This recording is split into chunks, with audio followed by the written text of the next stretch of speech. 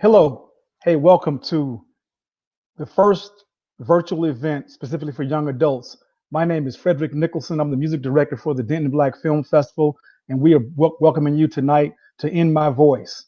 So we're going to be talking to some young adults tonight about what's happening in the world, and I want to introduce our moderator and host, Jubilee Valley, who is a Dallas area musician that's been making tracks, making hot music for a long time. And he also is a social activist, been in the streets with a lot of people and doing a lot of things in the Metroplex to, keep things moving. So at this time, I wanted to turn it over to our great host, and hope you guys enjoy the show. Thank you so much. All right, how's everybody doing? I'd like to introduce myself. My name is Jubilee Valley. I'm glad for everybody tuning in tonight. Hopefully we have some more viewers tuning in along the way. I just want to go ahead and get started. The Denton Black Film Festival is all about experiencing Black culture through film, music, art, comedy, and spoken word. With the current events that are going on in the world, we are provided with an upfront and real-time experience of what Black culture truly is. We as the youth are focused and engaged at this time and are in a unique position of not only being protesters for change right now, but being able to use our voices to be a powerful movement of change going forward into the future. We are talking tonight with some amazingly successful panelists, and today we're going to hear about how recent events have impacted them and what they have to say and what they have to think about the steps going forward to impact real social justice. And this is a perfectly timed discussion given that there's an upcoming march on Washington being organized by Reverend Al Sharpton, which will mark the 57th anniversary of the historic demonstration for civil rights in response of the recent death of George Floyd and Breonna Taylor. And all of our panelists are from the DFW. So I'm going to go ahead and introduce our first panelist, Sasha Wilson. She is a senior in high school, president of the Black Student Union Club, and she also chaired the first district-wide Black History program in College Fair. And she is the South Central Region Team president of Jack and Jill America, whose mission includes to grow and develop African-American children. She also plans to go to Florida A&M University, where she will major in behavioral science, and she hopes to do behavioral analysis for the FBI. So that's definitely somebody you want to keep in contact. Our second panelist, we have Mr. Jamie Butler II, aka MIZTICK. I know this man personally, and I'm just proud of everything that he's accomplished thus far. He is an artist from the Denton area with a unique ability to express creativity with a fusion of genres. His newest song, In Game, is a self-produced collision of metal and trap, which showcases his vocal range and ability to just do it all. His influences stem from jazz, metal, R&B, soul, and his artistry reflects his creative layers and personifies his out-of-the-box, innovative style. Big ups to Jamie. Morgan Lewis is another one of our panelists, and I'm happy to announce that she is attending Prairie View A&M School of Architecture as an honor student. Yes, yeah, that's great.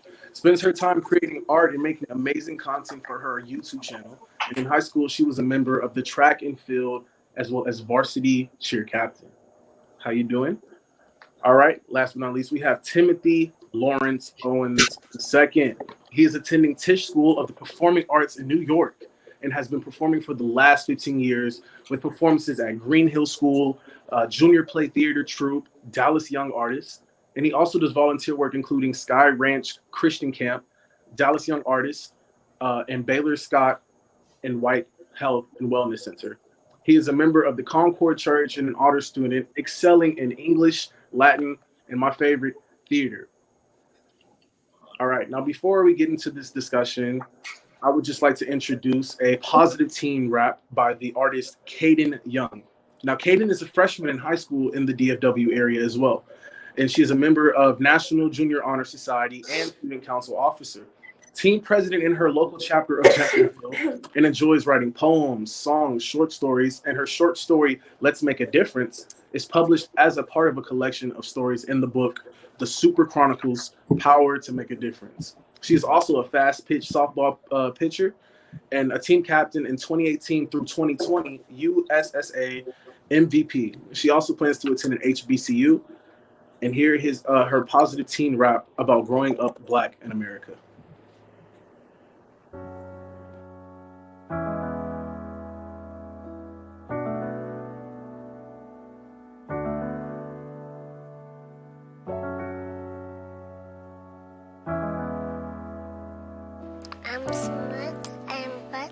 can do anything.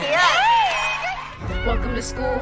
Classes in session. A black teen in America will be today's lesson. Imagine growing scared of cops when you're just an adolescent. Siren sounds making you nervous because you feeling less protected. Be polite, don't fight, and keep your hands in plain sight. If they say you had a gun, they'll probably take your life. They say I act white, but you can't act the color. Man, forget supremacy. Just love one another. I'm tired of seeing black men shot, been worried about my brother. Thinking one day he might not come home to his mother. They hate seeing you good when you do better than others. I learned to hate more than I love because the world made me suffer. Welcome to real life, where the world is against us. When we get knocked down, we always get up. Welcome to real life, where the world is against us. When we get knocked down, we always get up. I'm tired of looks like I don't belong. I'm tired of singing the same words and you don't hear my song. I'm tired of justifying wrong with some more wrong. I'm tired of being a ping to somebody's pong. Tell me what the world is wrong. They don't get what we're going through, even if they say they do. Well, that's not ever true. Will I ever stop? Well, that's something I will never do. I won't stop until I'm silent, so my voice is never ever through. They expect us to do bad, so I promise I'll do great. Mama said ignore them every time that they hate. They see me doing good, got them hooked like I'm made. I'm a queen and I believe that no one could take my place. Welcome to real life, where the world is against us. When we get knocked down, we always get up. Welcome to real life, where the world is against us. When we get knocked down, we always get up. That's right.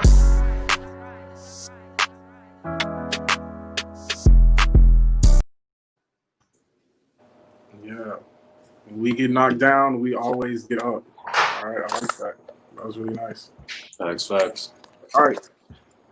All right, panelists, are you guys ready to get this discussion cracking, get things going? Yeah. So I'm just going to be asking you guys a couple of questions. Feel free to hop in. Feel free to you say whatever's on your mind. Just relax. Let's get into it. You know, we are the youth. You know, they're focused on us right now. So let's go ahead and make an example for them.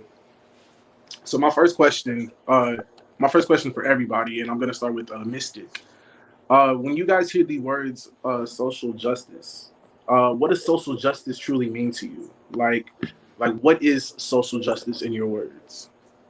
Social justice, in my words, honestly, would just be going through and like really just sticking to like the biggest thing is sticking to that first real concept that you get in the world. You know what I'm saying? Like do to others as you would do to yourself. You know what I'm saying? Like getting true justice, basic human rights. You know what I'm saying? And those should be distributed to everybody. You know what I'm saying? No matter what race. You know what I mean? No matter what sex, you know what I'm saying? Like no matter what orientation, like it doesn't matter. Like you should be even across the board. And that is definitely what that means to me. Beautiful, beautiful. All right, Miss Morgan Lewis, do you have anything to piggyback off of what social justice means to you?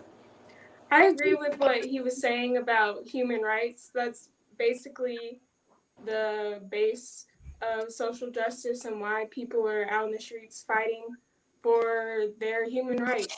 Whether, like he said, whether it's for your gender, your sex, your race, it's about us as people and fighting for those equal rights. All right. I like that. Mr. Timothy Owens, I'm going to go ahead and ask you a different question, if you don't mind. How do you feel that prejudices and social biases are created? Like, where do you think they're stemming from? Why do people feel like it's okay to just treat people who aren't the same color as them rudely? Why do people think it's okay to look at us so differently? Is it hate? Is it anger? Is it just the way people were raised? What do you think is creating so much backlash against us right now? I think we live in a culture that really values whiteness and a culture that really wants everyone to be as close to white in the eyes of everyone in this world as possible. So then when people see something that they perceive as a threat to that, they antagonize it, which leads to things like African Americans getting murdered in the street. And it's very toxic, and it's a we to be, but it's really hard to escape just because people have this conceived expectation of what a person is supposed to be, and that's so cemented in supposedly being white. Okay, all right. And Miss Sasha Wilson, the same question for you. I feel like it's something that's taught in order to kind of be prejudiced. I feel like it's because they're around it, it's around them. see it in like movies, TV shows, the people that they're around. So it's kind of taught and they feel like it's okay. And then that's when you have them going into environments, for example, like school, and they think it's okay to make little racist remarks or do little things. And then they get around other people that don't believe in those things. And then that's kind of where you have backlash and clash. Ooh, yeah. Okay. All right. So like with you, everybody, with what Sasha just said, do you feel like prejudice is taught? Do you feel like people are taught to be racist? Is anybody can pick up on the conversation? I feel like it's definitely that. Plus, also, like, you got to think about, like, misrepresentation in media. You know what I'm saying? Like, first of all, like, it's a consistent joke to be any other race or any other type of person. You know what I'm saying? Like, literally, like, and so, like, with like that being the norm, you know what I'm saying? Especially for so long in modern, like, big media, you know what I'm saying? You see in Hollywood movies and everything like that, we're just now starting to get actual recognition. We got movies like Black Panther, you know what I'm saying? We got like Miles Morales, and we got like plenty of other like actors. Like we got homie in Star Wars and everything like that. We got like plenty of representation, like, or like not even plenty of representation, but we're going through and we're taking those steps, you know what I'm saying? And so like it's I feel like it's the biggest thing is going through and trying to like redirect that, because you see that from such a young age, you know what I'm saying? That's happening in your cartoons like super young, you know what I mean? Like racist jokes, things fly over your head and you just think it's okay, and you're just growing up with that like from the start, and that's not cool, you know what I'm saying? Like we should go through and actually switch that up to where we can actually start on a level playing field, you know what I'm saying? And actually start caring about people, you know what I'm saying? And like how things actually affect people, you know what I mean? Like words are important and words can hit hard, you know what I mean? It's funny that you say that, because just recently a lot of TV shows have just changed, like a lot of cartoons. If there was a white person playing a African-American character, they started to step down from that role. Do you feel like this creates any change? Do you feel like this means any sort of symbolism that people are starting to realize that how we're being affected is negative, and stepping away from TV shows? Do you feel like that helps social justice? I feel like it's something I feel like this is something that people shouldn't not already know. So people are apparently learning that now. And learning that there needs to be representation, even though from the perspective of a Black man, I've always thought there should be representation. So I think the fact that people are starting to recognize it is very important, but I also think it's something that people should just know, that a white person shouldn't be playing a black character, even if it's animated. And I think it's really important that quality representation is very important, because I know for me, I'm an actor, and like seeing a Black person on stage telling my story is really important to me. And white people get that all the time, and that's not something that people of color are afforded. And it's really important that we have that. I want to go off what Timothy was saying about quality representation. So all of the media is basically controlled by like a handful of companies, and then, you know, it just gets dispersed throughout them. Black characters and shows and everything, especially, I'm just going to say Disney Channel. Every Disney Channel has one Black character, and they're always sassy and just a side character there to help the main character. It's never really anything that like a little Black girl can watch and be like, oh wow, that's so cool, like I want to be, you know, it's never like I want to be the main character, because they're never really the main character. And if there is a Black person who's the main character, they're always either light skinned. There's not much really dark skin representation. I think that's still a problem in TV shows today, and movies and everything like that. Yes, and audience members, if you guys have any opinions, any comments, feel free to throw them into the chat. Feel free to, you know, put your ideas and opinions out there. This is how we're going to keep things going tonight, and I'm so glad that we have everybody here tuning in to the Denton Black Film Festival in my voice. Another question that I have for you guys: have any of you personally been Have any of you personally had to deal with prejudices? I mean, have any of you personally had an encounter that made you feel uncomfortable about being in your skin, that made you feel that you weren't important? Definitely. I remember like one of my earliest memories is going through whenever I was in high school. I think it was like 10th, like maybe like 11th grade or so. I was going through and like skating home and everything, right? And so like, first of all, like skateboards are technically vehicles, you know what I mean? And so I was skating on the street like I was supposed to. You're not supposed to be up on the sidewalk.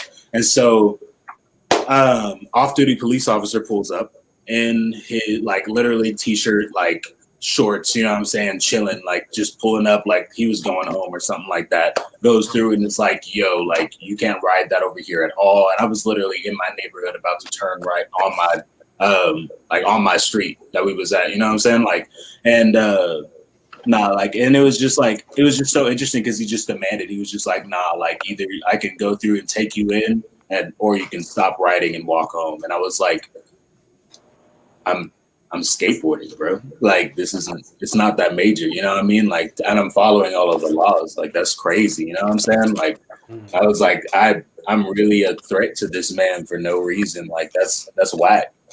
Yeah, that was intense, man.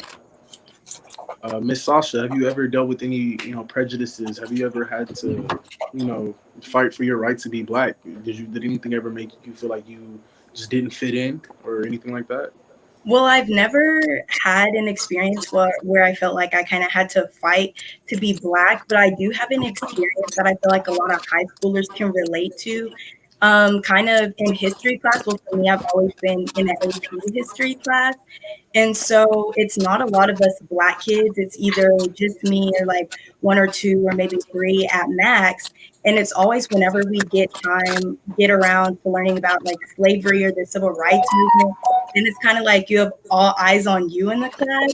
And it kind of makes me feel uncomfortable just because at my school, there have been instances where people are out loud with their racism and they'll kind of make it known, but just feeling like everybody's eyes are on me when it's like talking about slavery, like why does it have to be like that? And in class, why can't we talk about the things that we've done, like in Africa, how there were kings and queens? Why is it always we're talking about mass genocides and slavery and focusing on like the negative things of our culture? All right. Great response. Anybody else have anything that they wanted to add or piggyback on? This didn't happen to me, but this happened to my friends recently. They were at a Sonic on Preston in Dallas, and it's a place that a lot of kids in the area, I go to a school called Green Hill. It's around a lot of schools, it's around Ursuline, Hockaday, St. Mark's. It's a place where a lot of students go like after school or after football games to go and get dinner. And it's a drive-in, so people just sit in their cars and like all sit together and eat. And they were there the night after that, and there were, I want to say, two other groups there, two white groups, and they were asked to leave. And a car hop came out and said that they would call the police. Despite the fact there were two other groups of white students at the drive-in who were not asked to leave. And then my friend's mom went back, and these students were still there. And that happened like right after the passing of George Floyd. And it was really eye-opening experience to see that even in a place so of us safe, even just like a restaurant, anything. All right, guys. Well, all right, we're going to go ahead and move on to our next. We have a poem by Madison Smith. It is entitled On Patrol. And Madison is a sophomore pre-med major with a music minor attending Xavier University of Louisiana. Madison is working towards her degree, ENT license, and an independent writing project. She's a participant in the DBFF Poetry Get Down at just the age of 15. The DBFF Poetry Get Down and Slam is one of the hottest events that they have, and the event has grown every year and showcases both newcomers as well as nationally ranked poets with participants from Baltimore, Chicago, Los Angeles, Oklahoma, all across Texas. So let's get into that. Hi, my name is Madison Smith, and this poem is called On Patrol. The moonlight maneuvers through the branches, refracting off skin so black it shines blue. The man following the North Star shouts silent prayers to the heavens. His back is a roadmap to the past that a pack of hounds is steadily navigating. His legs, strong from traversing through cotton rows, now wade through waist-high water. His thorn-torn hands push apart the reeds to the beat of horse hooves. His calloused feet find purchase and push the dirt behind him. He is the chase and the chaser. A fire rips through his abdomen. Falling to the earth, his blind eyes reflect the stars. The North Star is outshined by the brass one on the chest of the man reciting his oath. I do swear that I will, as searcher for guns, swords, and other weapons among the slaves in my district, faithfully and as privately as I can, discharge the trust reposed in me as the law directs to the best of my ability. So help me God. 165 years later, a graduate of Xavier University playfully nudges her nephew, trying to get the upper hand in a video game. The bushes rustle outside her home, so with the diligence of a scholar and the vigilance of a survivor, she goes to investigate. Her heart beats to the pounding of footsteps, peering through the window, ready to protect her family, a living shield. She is the protected and the protected. A fire rips through her. Falling to the ground, her blind eyes reflect the stars. The North Star is outshined by the brass one on the chest of the man remembering his oath. In the name and by the authority of the state of Texas, I do solemnly swear that I will faithfully execute the duties of the office of the state of Texas and will to the best of my ability preserve, protect, and defend the Constitution and the laws of the United States and of this state. So help me God.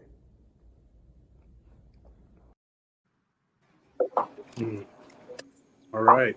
That was Madison Smith with On Patrol. Big ups to Madison. That was great.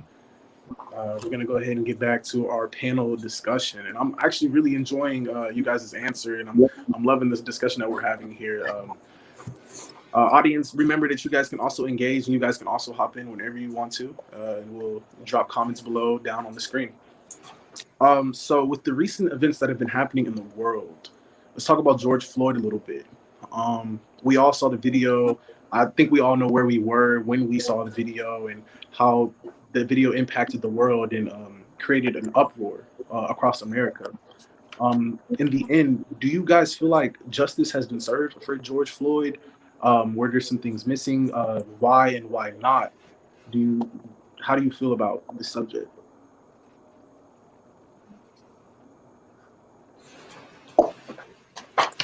Okay, I'll go. Anybody. Hop in. Okay, well, I think it was the reaction of his murder was a good kind of spark for our generation specifically. We haven't really had I guess Black people have been attending protests, but I think this one was a little more widespread on our generation, like completely, like people going out there and protesting, people spreading information. Like my favorite thing right now on Instagram is it has like this little PDF format, like a slideshow, and they'll just put information up and you can just take in information really quickly. And I think that his murder is the reason that people are more into Black Lives Matter.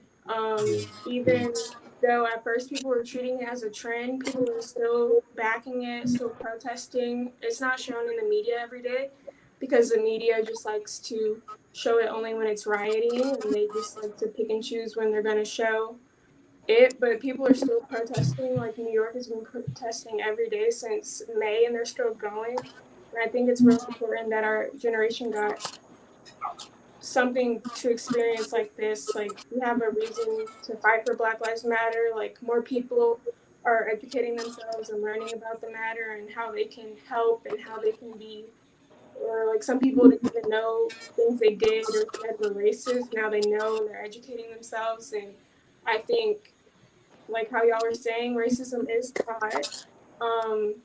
And that's just from like a long line of history, but I think we can stop it eventually if we keep educating each other like how we have been. All right, MIZTICK, how can you piggyback off of what Morgan had? Do you have any comments?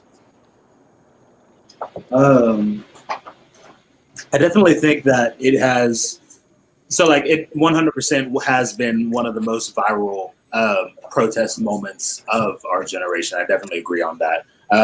Also, at the same time, all of the others still, like, we still have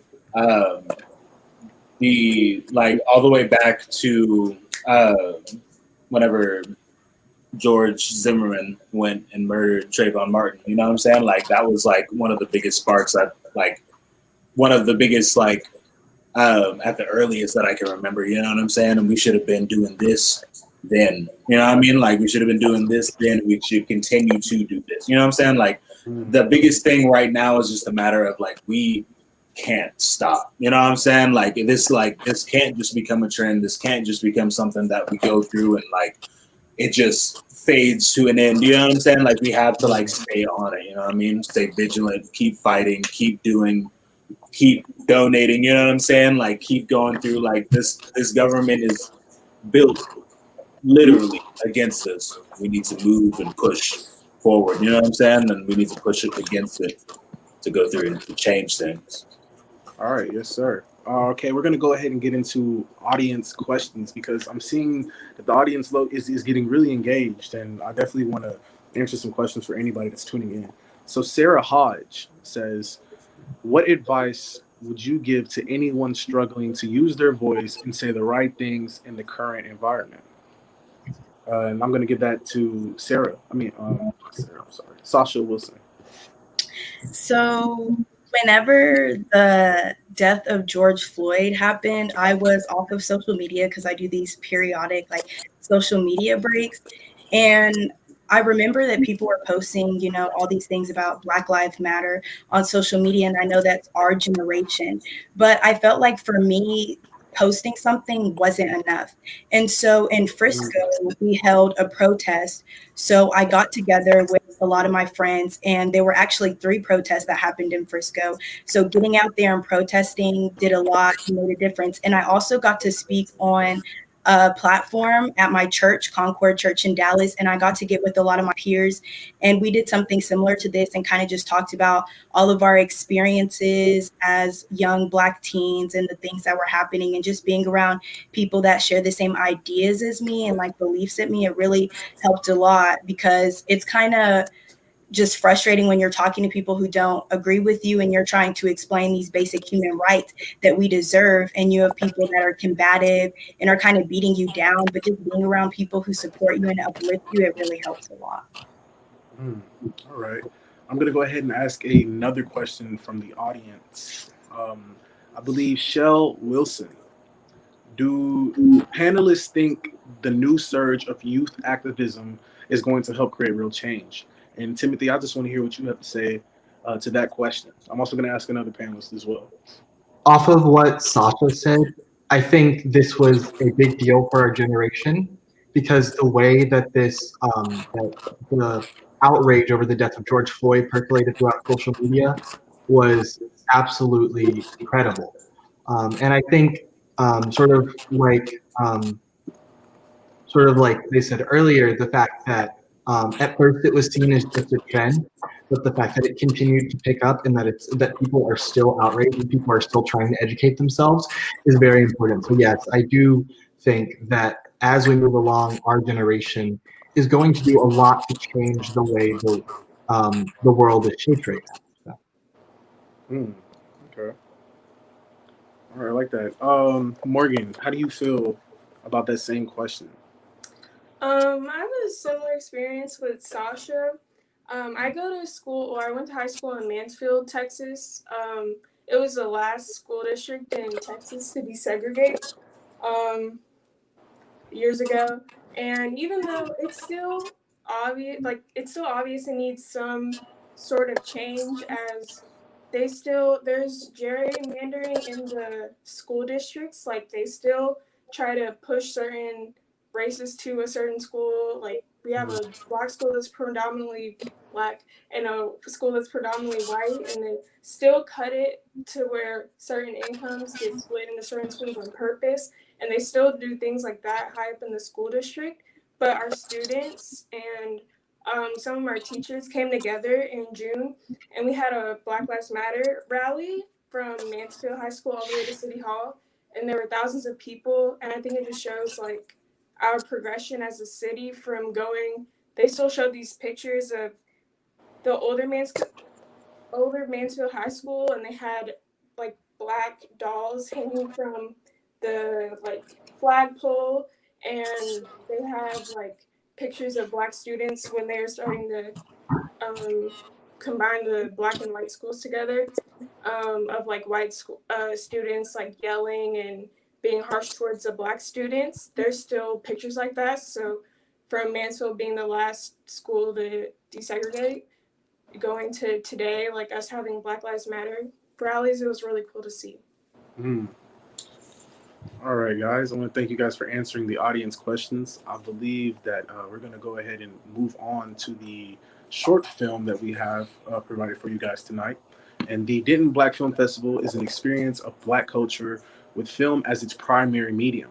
Next, we have a short film by Yake Smith, known for his unflinching and voracious style of storytelling. He is a rising voice in independent cinema. His films have received worldwide acclaim, screening and winning awards at over 100 film festivals. He's been featured on several news outlets, and he was named one of the best film educators in the world by Variety magazine. In this short film, Dear Bruh, Yake honors lives lost to police violence. Without further ado,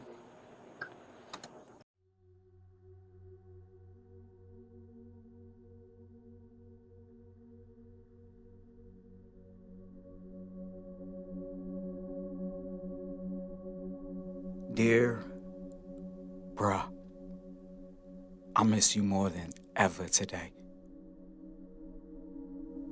I already mourn losing you, but today, for some strange reason, the gravity of your death hit me like a ton of bricks.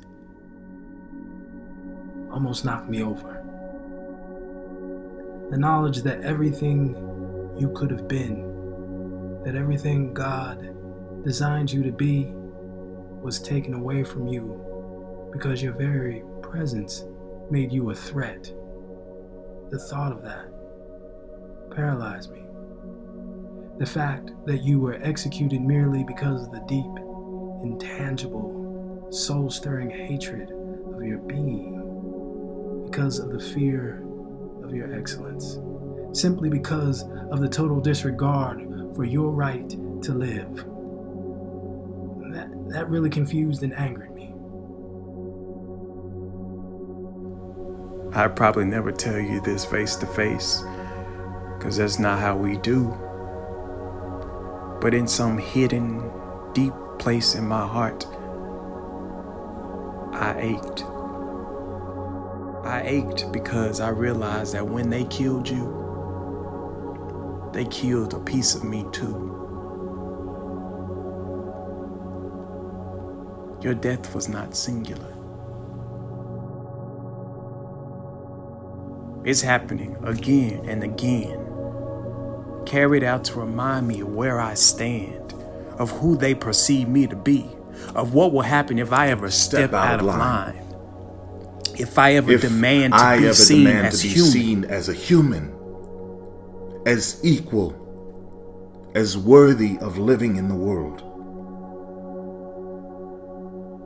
Your last words haunt me. They torment me in my sleeping, in my waking. in my moving through the universe, because they could very well be my last. Why are you following me? It's not real. Why you shoot me? Please don't let me die. I can't breathe.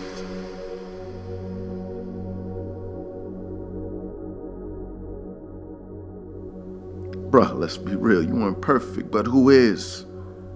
What boy hasn't gotten into trouble, hadn't lied to get his way, hadn't fought to prove that he wasn't weak? But you were never allowed to be a boy, were you? You were a man from birth, a threat from conception.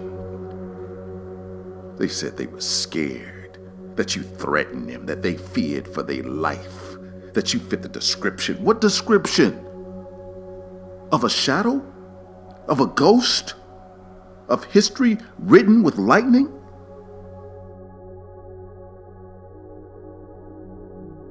In the news, they call you a demon, a Hulk, a savage beast. That's some bullshit, bruh. And they know it. The shots in your back as you ran away. The shots in your head as you laid down. The holes in your lifted hands as you pleaded with them to let you go. All that tells a different story. Your blood crying out from the ground tells the true story. Tells the true story.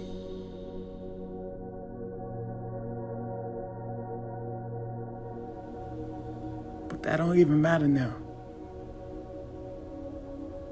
You gone, bruh.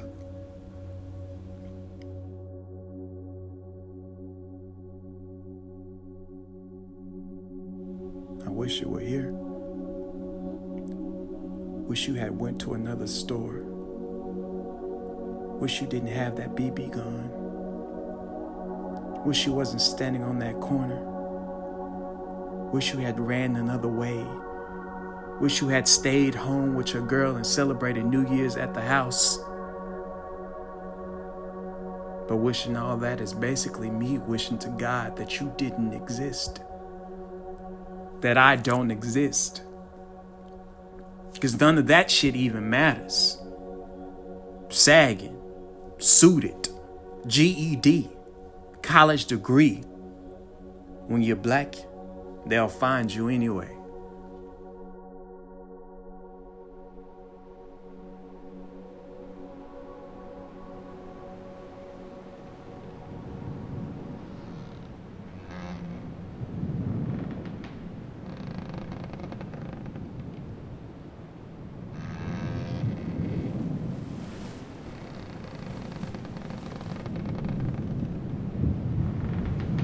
No more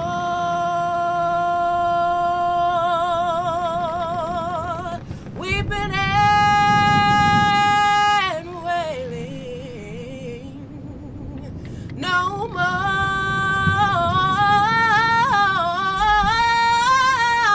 weeping and no more weeping and wailing.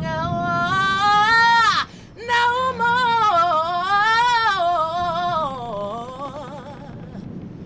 weeping and wailing. I'm going home to be with my Lord.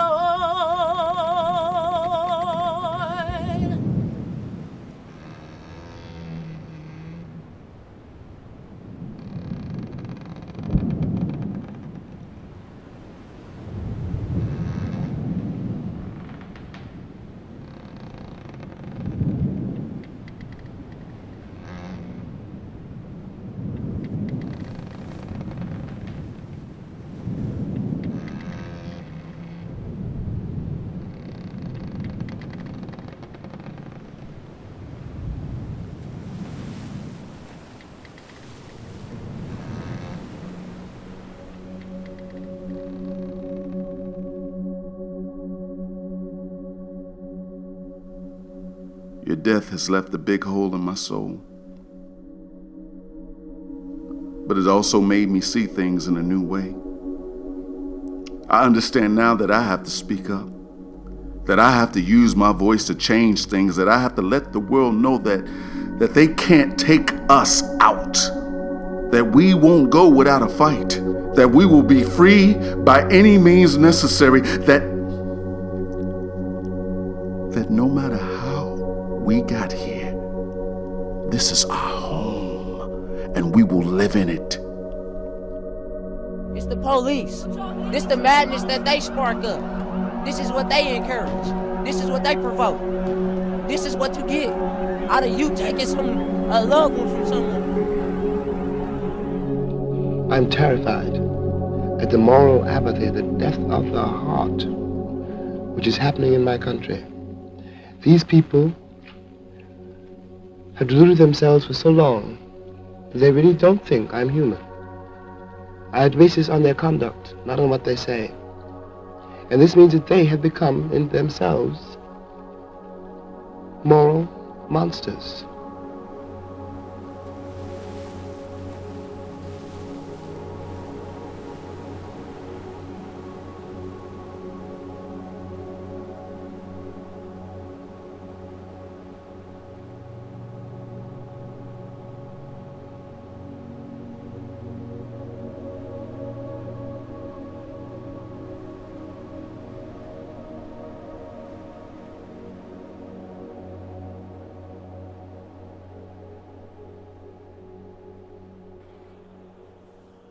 All right, panelists. So let's get back engaged. Let's get back on top of things.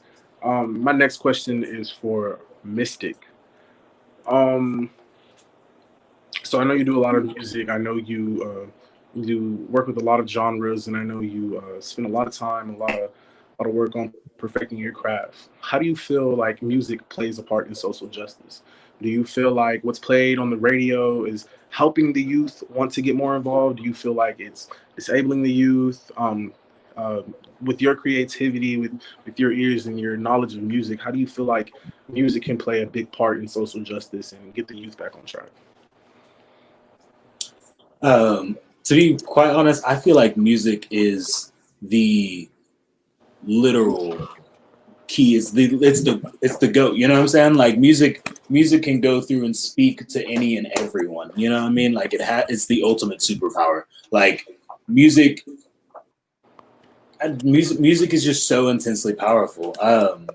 And you can go through like from ballads to you know what I'm saying, just straight like feel good trap songs, you know what I'm saying, like even down to like intense like metal, you know what I mean, like or anything.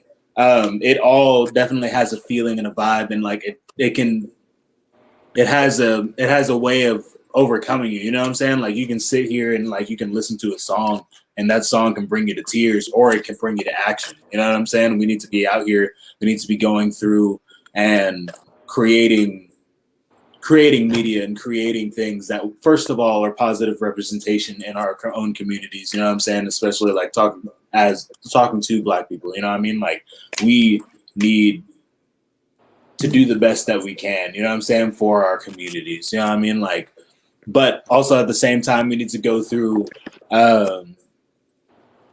And especially like with this media, you know what I mean, with the craft that you have, whatever that is, you know what I'm saying, aside from music or anything, like whatever that craft is, use it to your best ability, you know what I'm saying, and go through and like really help your community, you know what I mean, like it really matters. Like it really matters to go through and be able to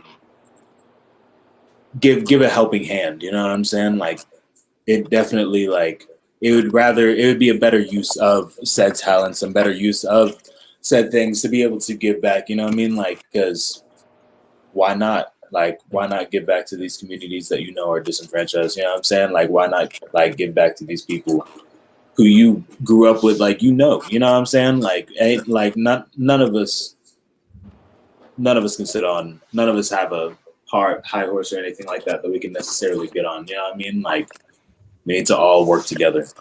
Yeah.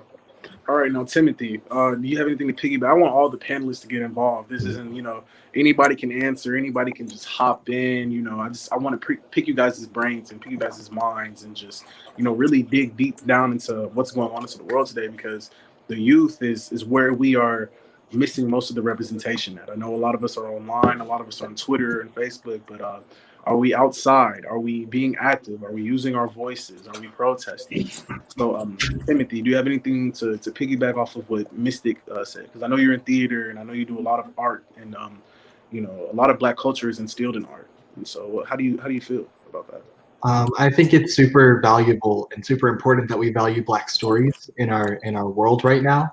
Like when we were talking about TV, it's important that what we see on stages, what we see on screens, what we hear on the radio, echoes everyone in our world, not just the people that are screaming the loudest.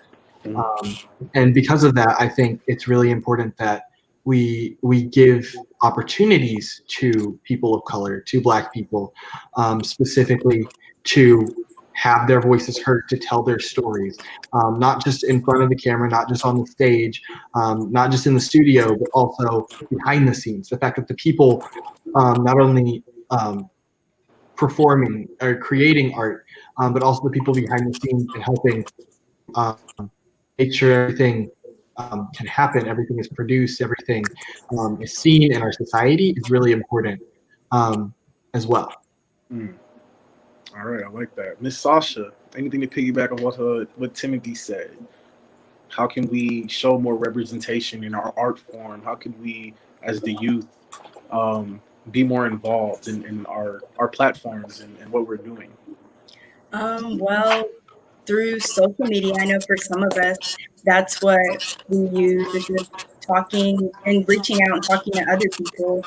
And also staying connected with our peers, I feel is very important, just because you may have a lot of us that are going through things or like struggling with different things, especially since some of us are going back to school in person. So you may have experiences or situations where people come into contact with some unfriendly people at school. So just keeping in close touch with your friends, uplifting them, because we have so many people that are trying to tear us down and tear us apart. So just uplifting each other, I feel, is very important.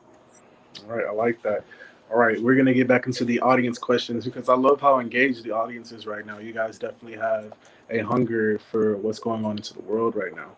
So our first audience question is from Savannah Mermader. I'm sorry if I'm butchering names. I apologize. How is the current social environment affecting you? How do the panelists handle keeping hopeful and active in this movement? Does creating your art and does creating help your art, or does creating your art in medium help?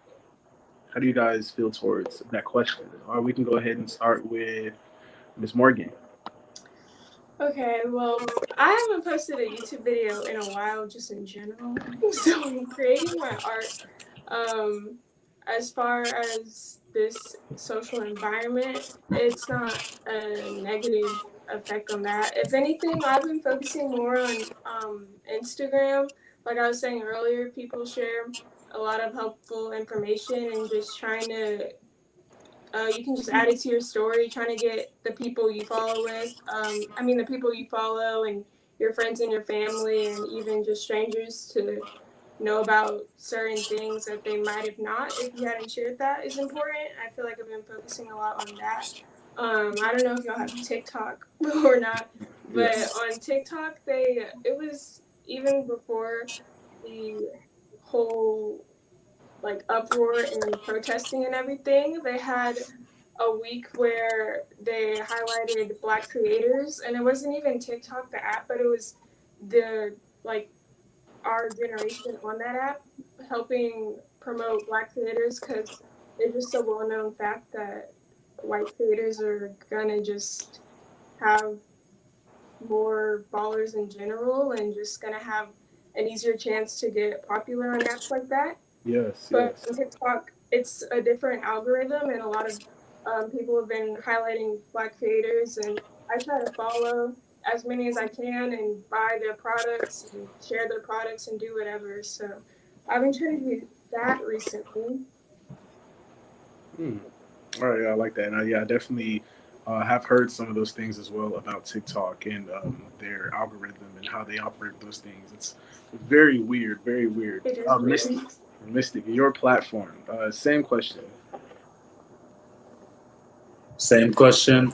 I would say my biggest thing as far as the social environment itself, like it's definitely interesting going through, especially online, because you're going through and you're able to see people's raw, immediate thoughts online. You know what I'm saying? Like especially in apps like Twitter or Facebook. You know what I mean? Like people share things all on instant without even thinking about it.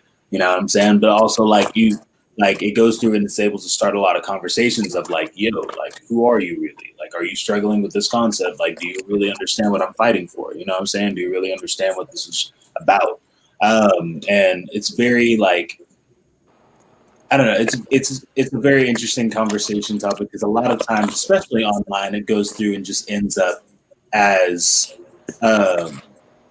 like a straight just disconnect. You know what I'm saying? People end up unfollowing and unfriending. You know what I'm saying? And it's super intense, super negative. One of the biggest things that I end up trying to do is going through and more so just like educating rather than like coming at people. You know what I'm saying? Like, because like it's because you have to take into account like environment and not necessarily that it makes anything okay, you know what I'm saying? But like it's just about having those discussions to go through and actually change these people's minds, you know what I'm saying? Like you have to go through and be able to come down to that level of like, hey, I see where you at. Let me show you what's up, you know what I'm saying? Like yeah. Oh, all right, definitely like that. All right, guys. We're gonna go ahead and move on. So we have a new song, new talent by Verb Kulture, host of the DBFF Poetry Get Down and Slam. As an artist, Verb believes it is her duty to use her art to to promote social change and make people think differently, make people really think about what's going on into the world. And with her song entitled Rebel, without further ado, here is Verb Kulture.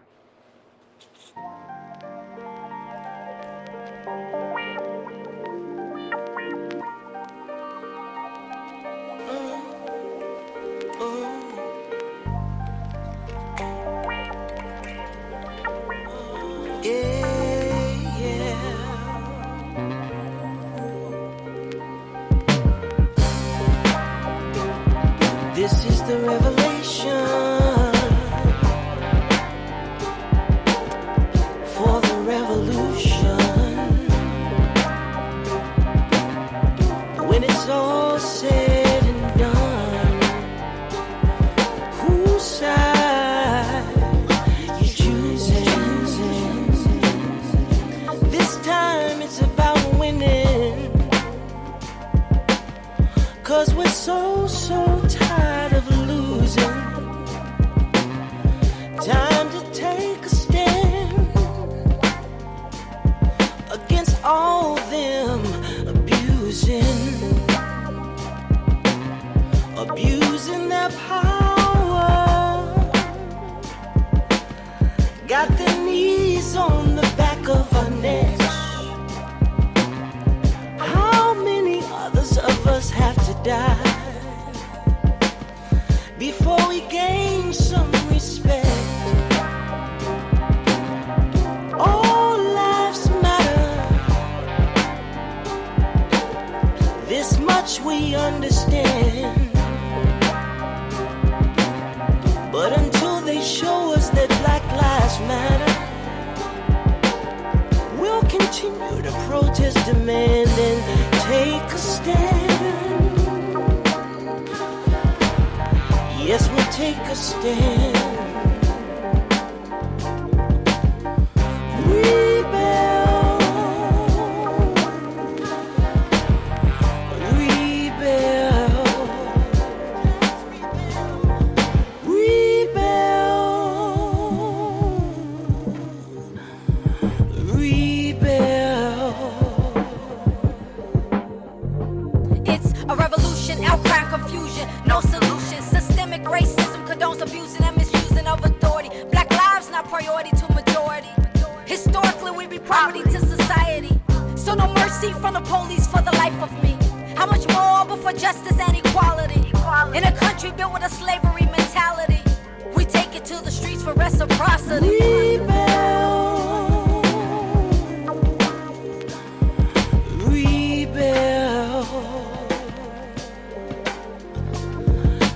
The revolution will not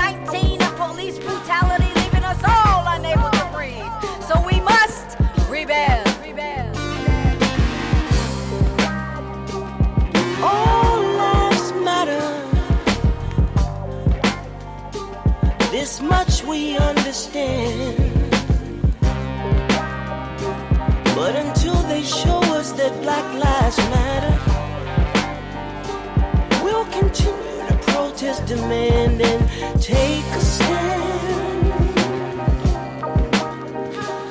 Yes, we'll take a stand.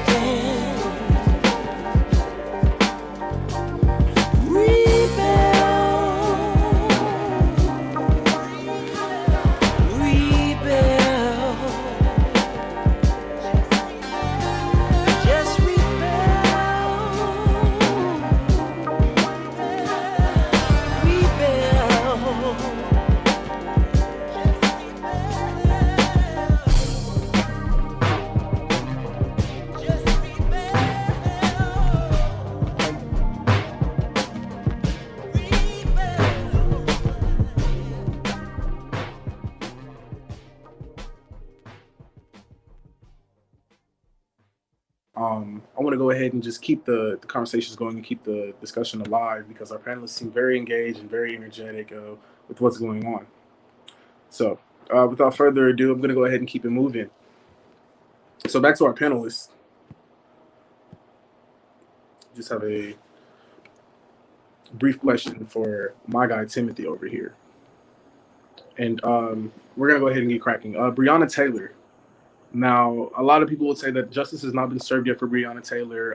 The same actions that were taken for George Floyd have not yet been taken for Breonna Taylor, and people are still protesting and marching for those very reasons. Why do you guys believe it is taking so long for these cops to be arrested? Why do you think it's taking so long for our government to act on this situation? Because we all know the story. Everyone knows, the police officers were in the wrong. Everyone knows the story of her just being in her home. Why do you feel like it is taking so long for our justice system to acknowledge that these fellow cops need to be arrested? I'm going to go ahead and kick it off with Ms. Sasha. I just feel like it's because they feel like we're not important.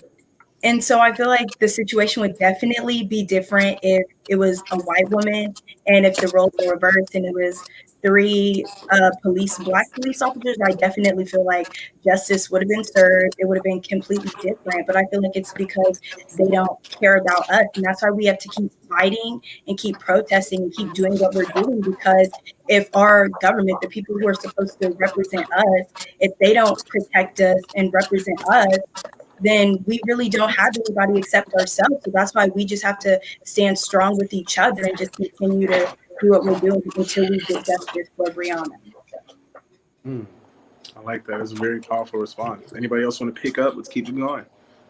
100%. I think that it's I don't know. I think it's a game sometimes, like, to these people. You know what I mean? Like, whenever they go through, they it's a factor of they think that it's a trend. You know what I'm saying? They think that it's a momentary thing, so they give us something, and then they're like, okay, here's your little bit of justice, and then they try to move forward. You know what I'm saying? That's the thing. Those are the things that we also got to fight against. You know what I'm saying? This is systematic oppression. You know what I mean? This is years and years and years of struggle and pain and turmoil. You know what I'm saying?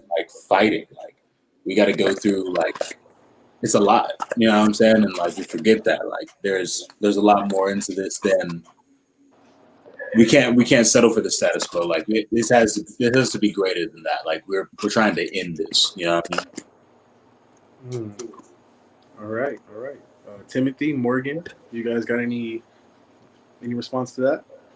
Of what MIZTICK said, I think the fact that so many people do see it as a trend and they think that, oh, we can go protest for George Floyd, but we don't. That means we don't have to protest for Breonna Taylor because we know that Black Lives Matter. And I think it's a really toxic environment to be in. I also think it's important to note that I guess the death of Breonna Taylor has been it's been publicized, but just not in the same way as George Floyd. It's something that you saw in the news. You didn't see the video for weeks, and the way the media handled Breonna Taylor's death following the death of George Floyd was very different. And I think in a way it was meant to protect the institutions that are corrupt, like our police department. But in turn, it means that justice for Breonna Taylor has still not been found. All right. And as we're winding down, I just wanted to get one question out there, and I really wanted to pick the brains and pick the minds. Anybody can hop in on this one. How does it make you feel? How does it make you guys feel when you're going hard for Black Lives Matter? You're going hard for social justices, and you're putting in the work, and you're reaching out to people, and you're posting on your Instagrams, and you're outside attending protests. How does it make you feel when your peers don't seem to agree with the Black Lives Matter movement, or just don't seem to flat out care? This can be any of your counterparts, whether they're Black, white, Hispanic. How does it make you feel when others who should be standing up for the cause, who should be pushing the cause, how does it make you feel when you feel like they're not being receptive to that? I'll answer it first. I'm gonna start with Morgan. Yes. Yeah, sorry. It's really frustrating to see classmates who just they're not Black, but they love Black culture. They love the songs, they love the outfits, the everything Black, but they can't post Black Lives Matter. Even if they did, they just posted a black screen and said Blackout Tuesday. That's not standing up for Black lives. That's not advocating for Black lives. You say the N-word behind closed doors, but you don't want to fight for us, fight for our lives, but you love everything about us, but you can't fight for us, and it's really annoying. And that's a lot of my classmates, to be honest. All right, Sasha, I'm going for you. How do you feel when you feel as if your counterparts just aren't rocking with the movement? I was going to say the exact same thing Morgan said, but then also, so being the president of the Black Student Union Club at my school, when I first started getting the club up and running last year, it was kind of frustrating because people were like, I'm only going to come there if it's food, because I guess the club was kind of taken as a joke at first. But I was like, we have this opportunity at our school to actually make a difference. So that's why I put together our Black History program, where we featured a bunch of HBCUs and focused on that. But I just found it kind of frustrating how when all the protests and the riots happened, all the people that claim to be like so active in BSU, or were so supportive and were doing all of this for BSU, they didn't want to get out and protest or post things on social media. And I understand, everybody is different. So some people may feel like they can make a difference without posting on social media, but it's kind of just frustrating, just because kind of how Morgan said, they do things behind closed doors, and just being a Black person in that you can't post what's going on, like this is wrong. And then I know some of them may have like white friends that they're close with, and they allow them to like say the N-word, and they won't stop them and be like, hey, that's wrong, or hey, do you want to go to this protest with me, or something like that. It's just kind of frustrating knowing that there are people that are the same skin color as us that kind of don't really care about what's going on. Ooh, yeah, I think you hit that on the nail. All right, Timothy. I think that as we move forward, it's going to be really important to not stop valuing these conversations. And I think it was both helpful and hurtful that this happened right when COVID really picked up, because I think the fact that people were just sitting at home alone with time to think really forced them to look at our society and analyze our world and see what's happening. But at the same time, it's also it's super hard to see that people were also using it as an excuse to not go out and protest, to say, oh, well, it's not safe for my health. So yes, Black Lives Matter, but we're not going to do anything about it. I think it was a really dangerous line to walk, but it was a really unique situation to be in. MIZTICK, how do you feel? I feel that I definitely agree with Timothy. You know what I'm saying? In the following days, we definitely just need to stay vigilant. You know what I mean? We definitely just need to continue to have these conversations, because it definitely matters. You know what I mean? And it definitely matters. It always has mattered, and it will continue to matter. You know what I'm saying? We need to go through and really, we can't stop. You know what I'm saying? We really can't let up. You know what I'm saying? Like, regardless of, like, first of all, like, we're tired, you know what I'm saying? Like, I get that. You know what I mean? Like, we've been fighting for literally all our lives. You know what I mean? Like, the majority, like, literally all of us at this point. You know what I'm saying? Like, and so we really need to, like, go through and, like, get this change. Like, I've never had a day where I can go through and go outside and be like, oh, like, I'm not worried about like going out to the mall. You know what I'm saying? I'm not worried about going through and driving around, or like going through and like hanging out with my friends at the bar. You know what I'm saying? Like, I'm not worried about like, because any given social interaction that I have outside of my own home or even inside my own home, like, it ultimately, like, anywhere that I am, it could potentially be a life or death situation. And that's not okay. You know what I'm saying? It's been that way since birth. And that, like, we all have to learn that at a very young age. That's not okay at all. You know what I'm saying? Like, why are we putting children through that? You know what I'm saying? Like, we're going through and really, like, the amount of toll and the amount of damage that we've done over the generations, that not we've done, but the amount of damage that has been done to us, you know what I'm saying? Like, has been tremendous and detrimental. We really need to go through and reevaluate, and really need to go through and make sure that we're pushing as hard as we possibly can for a better future for our kids and their kids. You know, like, we need to make this right. We need to go through and end this. All right. Wow. All right. It seems like time just flew by. That's crazy. But I want to thank all of our panelists for joining us today. Mr. Timothy Owens II, MIZTICK, Sasha Wilson, and Morgan Lewis. You guys are some great speakers, and I see you guys sparking huge change in our world in the future and tomorrow even. Thank you guys for taking your time and joining the Denton Black Film Festival, because, you know, as a youth, we're leading things and we're running things, and, you know, if none of us speak up, then who will? So thank you guys for your time. Also, I just like to take the time to let you guys know that I just want to close out and remind you guys that, you know, the number one thing that I just really want to let everybody know, and I feel like is most important, is that we need to get out there and vote. I know you've probably heard it a lot of times from your grandmothers. I know you probably heard it a lot of times from your peers. We need to get out there and make a difference. We need to get out there and make a change. If you're watching this video and you're in Texas, early voting begins October 13th and it ends October 30th. And just be sure, if you're not in Texas, be sure to locate your polling place and request an absentee ballot, and just learn about early voting, learn about options, you know, for your state.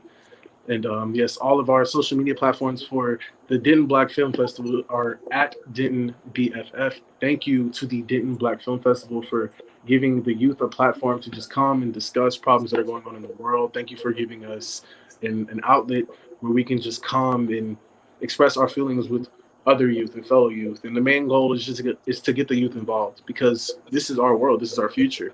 We're going to have to live in this world. We're going to have to be the ones taking control and leading things. And so thank you to our audience, everybody that asked questions. Thank you to everyone that joined in tonight, you know, whether you're a cousin, whether you're, you know, a sister, brother, uncle, God bless all of you guys, and just thank you for being a part. And thank you once again, Denton Black Film Festival, for giving us all this opportunity.